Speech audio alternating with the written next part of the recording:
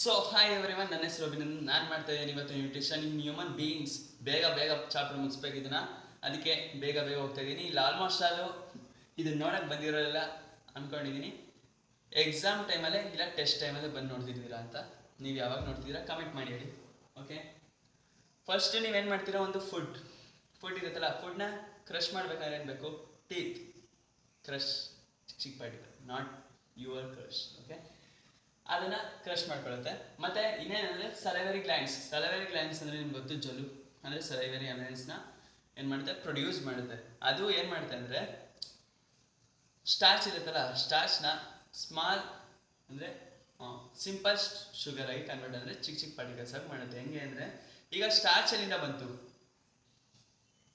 ನನಗೆ ಕೇಳ್ತಿದ್ಯಾ? ಏನು ಓದಿಲ್ಲ, ನನಗೆ ಕೇಳ್ತಿದ್ಯಾ ನೀನು ಅಂತೀರಲ್ಲ. ಸ್ಟಾರ್ಚು ಎಲ್ಲಿತ್ತು ಅಂದ್ರೆ, ಈಗ ನೀವು ವೆಜ್ ಎಲ್ಲ ತಿಂತಿರಲ್ಲ, ನಾನು ಮೊದಲೇ ಏನಾದರೂ ಬೂಸ್ಟರ್ ಸ್ಟಡೀಸ್ ನನ್ನ ಚಾನಲ್ ಇದೆಯಲ್ಲ, ಅಲ್ಲೇನಾದರೂ ನೀವು ಮೊದಲೇ ನೋಡಿದರೆ ಅದರಲ್ಲಿ ನಾನು ಎಕ್ಸ್ಪ್ಲೇನ್ ಮಾಡಿದ್ದೆ. ಗ್ರೀನ್ ಕಲರ್ ಇರೋ ಕಡೆ ಎಲ್ಲ ಸ್ಟಾರ್ಚ್ ಇರುತ್ತೆ. ಗ್ರೀನ್ ಕಲರ್ ಅಂದರೆ ಗೋಡೆನೂ ಗ್ರೀನ್ ಕಲರ್ ಇದೆ ಅಂದರೆ ಸ್ಟಾರ್ಚ್ ಇರುತ್ತೆ ಅಂತಲ್ಲ, ಅಂದರೆ ಗಿಡ ಮರ. ಓಕೆ, ಅಲ್ಲೆಲ್ಲ ಸ್ಟಾರ್ಚ್ ಇರುತ್ತೆ. ಸ್ಟಾರ್ಚ್ ಏನು ಮಾಡುತ್ತೆ ಅಂದರೆ ಗ್ಲೂಕೋಸ್ನ ಸ್ಟೋರ್ ಮಾಡಿ ಇಟ್ಟಿರುತ್ತೆ ಅಂತ ಹೇಳ್ಬೋದು. ಅಲ್ಲಿ ಗ್ರೀನ್ ಕಲರ್ ಆಗಿ ಇರುತ್ತೆ ಅಂತ.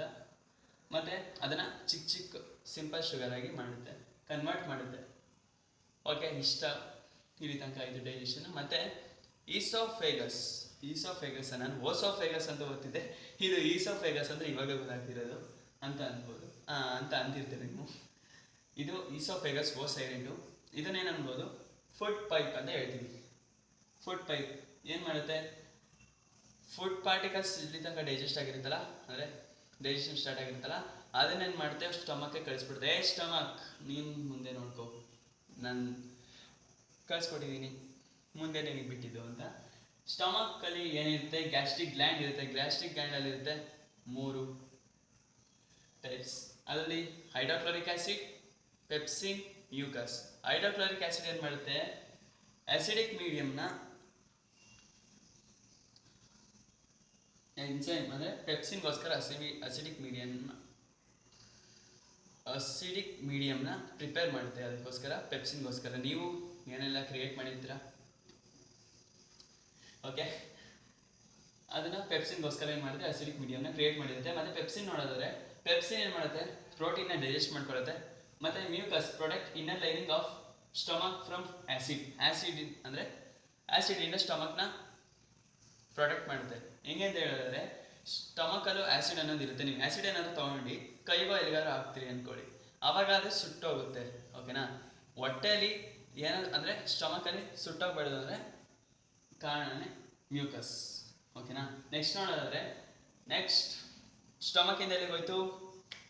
ಸ್ಮಾಲ್ ಇಂಟೆಸ್ಟೈನ್ಗಿಂತ ಮುಂಚೆ ನೋಡಿದ್ರೆ ಅವ್ರಿಗಿಬ್ರು ಫ್ರೆಂಡ್ಸ್ ಇರ್ತಾರೆ. ಯಾರು? ಲಿವರ್ ಮತ್ತು ಪ್ಯಾನ್ಕ್ರಿಯಾಸ್. ಓಕೆ, ಲಿವರ್ ಏನು ಮಾಡುತ್ತೆ? ಬೈಲ್ ಜ್ಯೂಸ್ನ ಪ್ರೊಡ್ಯೂಸ್ ಮಾಡುತ್ತೆ. ಎಲ್ಲಿಂದ ಪ್ರೊಡ್ಯೂಸ್ ಮಾಡುತ್ತೆ ಅಂದರೆ ಗಲ್ ಬ್ಲಾಡರ್ ಇರುತ್ತಲ್ಲ, ಗಲ್ ಬ್ಲಾಡರಲ್ಲಿ ಏನಿರುತ್ತೆ? ಬೈಲ್ ಜ್ಯೂಸ್. ಓಕೆ, ಅದೇನು ಮಾಡುತ್ತೆ? ಆಮೇಲೆ ಅಂದರೆ ಫ್ಯಾಟ್ ಇರುತ್ತಲ್ಲ, ಫ್ಯಾಟ್ನ ಚಿಕ್ಕ ಪಾರ್ಟಿಕಲ್ಸ್ ಆಗಿ ಕನ್ವರ್ಟ್ ಮಾಡುತ್ತೆ. ಓಕೆನಾ? ಮತ್ತು ಪ್ಯಾನ್ಕ್ರಿಯಾಸ್ ಏನು ಮಾಡುತ್ತೆ? ಪ್ಯಾನ್ಕ್ರಿಯಾಟಿಕ್ ಜ್ಯೂಸ್ನ ಪ್ರೊಡ್ಯೂಸ್ ಮಾಡುತ್ತೆ. ಇದರಲ್ಲಿ ಟ್ರಿಪ್ಸಿನ್ ಮತ್ತು ಲೈಪೇಸ್. ಟ್ರಿಪ್ಸಿನ್ ಏನು ಮಾಡುತ್ತೆ? ಸೇಮ್ ಪೆಪ್ಸಿನ್ ಟ್ರಿಪ್ಸಿನ್ ಎರಡು ಒಂದೇ ಥರ ಯಾವುದನ್ನ ಪ್ರೋಟೀನ ಡೈಜೆಸ್ಟ್ ಮಾಡ್ಕೊಳುತ್ತೆ. ಮತ್ತು ಲೈಪೇಸ್ ಏನು ಮಾಡುತ್ತೆ? ಈಗ ಫ್ಯಾಟ್ ಇರುತ್ತಲ್ಲ, ಫ್ಯಾಟ್ನ ಚಿಕ್ಕ ಪಾರ್ಟಿಕಲ್ಸ್ ಆಗಿ ಮಾಡಿರ್ತಾರ, ಅದನ್ನು ಇನ್ನೂ ಚಿಕ್ಕ ಪಾರ್ಟಿಕಲ್ಸ್ ಆಗಿ ಮಾಡುತ್ತೆ. ಯಾವುದು? ಲೈಪೇಸ್. ಮತ್ತು small intestine longest part of alimentary canal ಅಂತ ಹೇಳ್ಬೋದು. ಇಲ್ಲಿ ನೋಡ್ಬೋದು, ಚಿಕ್ಕದಿದೆ, ಇಷ್ಟೇ ಇರೋದು ಅಂತ ಅನ್ಬೋದು. ಆದರೆ ದೊಡ್ಡದಾಗಿ ಹೇಳಿದ್ರೆ ಅದು ದೊಡ್ಡದೇನೆ. ಮತ್ತು ಇಲ್ಲಿ ನೋಡೋದಾದರೆ ಇದು ಡೈಜೆಸ್ಟ್ ಮಾಡ್ಕೊಳುತ್ತೆ. ಅದರಲ್ಲಿ ಲಿವರ್ ಮತ್ತು ಪ್ಯಾನ್ಕ್ರಿಯಾಸ್ ಹೆಲ್ಪ್ ಮಾಡಿರುತ್ತಲ್ಲ, ಅದನ್ನು ಡೈಜೆಸ್ಟ್ ಮಾಡ್ಕೊಳುತ್ತೆ. ಮತ್ತು ವಿಲೈ ಏನು ಮಾಡುತ್ತೆ? ಈಗ ಡೈಜೆಸ್ಟ್ ಆಗಿರೋ ಫುಡ್ನ ಯಾವುದು ಕಳಿಸಿದೆ? Large intestine. ಓಕೆನಾ? ಲಾರ್ಜ್ ಇಂಟೆಸ್ಟೈನ್ ಬಂದು ಈಗ ಅಲ್ಲಿಗೆ ಕಳಿಸಿದೆ. ಸಪ್ಲೈ ದ ಫುಡ್ ಅಂದರೆ digested food to from blood ಅಂತ ಹೇಳ್ಬೋದು. ಲಾರ್ಜ್ ಇಂಟೆಸ್ಟೈನ್ ಇದೇನು ಮಾಡುತ್ತೆ ಅಂದರೆ, ಅನ್ಡೈಜೆಸ್ಟೆಡ್ ಫುಡ್ ಇರುತ್ತಲ್ಲ, ಅದರಿಂದ ನೀರನ್ನು ಅಬ್ಸರ್ವ್ ಮಾಡ್ಕೊಳುತ್ತೆ. ಅದು ಲಾರ್ಜ್ ಇಂಟೆಸ್ಟೈನ್. ಓಕೆನಾ? ಅಬ್ಸರ್ವ್ ಮಾಡ್ಕೊಂಡು ಮತ್ತೇನು ಮಾಡುತ್ತೆ? ಇನ್ನೂ ಕ್ಲೀನಾಗಿ ಡೈಜೆಸ್ಟ್ ಮಾಡ್ಕೊಳುತ್ತೆ. ಮತ್ತು ಎಲ್ಲಿಂದ ಕಳಿಸಿದೆ ಅಂದರೆ ನಿಮ್ಗೆ ಗೊತ್ತು? ಹೆನ್ಸ್. ಓಕೆ, ಮತ್ತೆ ಇನ್ನೊಂದು ನೋಡೋದಾದ್ರೆ ಪ್ರೋಟೀನ್ನ ಏನು ಮಾಡುತ್ತೆ, ಅಮಿನೋ ಆಸಿಡ್ ಕನ್ವರ್ಟ್ ಮಾಡುತ್ತೆ ಎಲ್ಲಿ, ಇದರಲ್ಲಿ, ನಾಟ್ ಲಾರ್ಜ್ ಇಂಟೆಸ್ಟೈನಲ್ಲಿ. ಕಾರ್ಬೋಹೈಡ್ರೇಟ್ಸ್ನ ಗ್ಲೂಕೋಸ್ ಆಗಿ ಕನ್ವರ್ಟ್ ಮಾಡುತ್ತೆ, ಫ್ಯಾಟ್ಸ್ನ ಫ್ಯಾಟಿ ಆಸಿಡ್ ಮತ್ತು ಗ್ಲೈಕರಲ್ ಆಗಿ ಕನ್ವರ್ಟ್ ಮಾಡುತ್ತೆ. ಮತ್ತು ಇನ್ನೊಂದು ನೋಡೋದಾದರೆ ಯಾವುದು, ಹರ್ಬಿವೋರಸ್ ಮತ್ತು ಕಾರ್ಬಿವೋರಸಲ್ಲಿ ಸ್ಮಾಲ್ ಇಂಟೆಸ್ಟೈನ್ ಹೆಂಗಿರುತ್ತೆ, ಹರ್ಬಿವೋರಸಲ್ಲಿ ಅವರು ಮನುಷ್ಯ ತಾನೇ ಸೇಮ್ ಇರುತ್ತೆ ಅಂತ ಅನ್ಬೋದು, ಬಟ್ ಆ ಥರ ಅಲ್ಲ. ಹರ್ಬಿವೋರಸಲ್ಲಿ ಲಾರ್ಜ್ ಇಂಟೆಸ್ಟೈನ್ ಸಖತ್ ಲಾಂಗ್ ಇರುತ್ತೆ ಹೆಂಗೆ, ಹರ್ಬಿವೋರಸ್ ಜಾಸ್ತಿ ಏನು ತಿಂತಾರೆ, ವೆಜಿಟೇಬಲ್ಸ್ ಮತ್ತು ಸಸ್ಯ ಆ ಥರ ಎಲ್ಲ ತಿಂತಾ ಇರ್ತಾರೆ ಅಂತ ಅನ್ಬೋದು.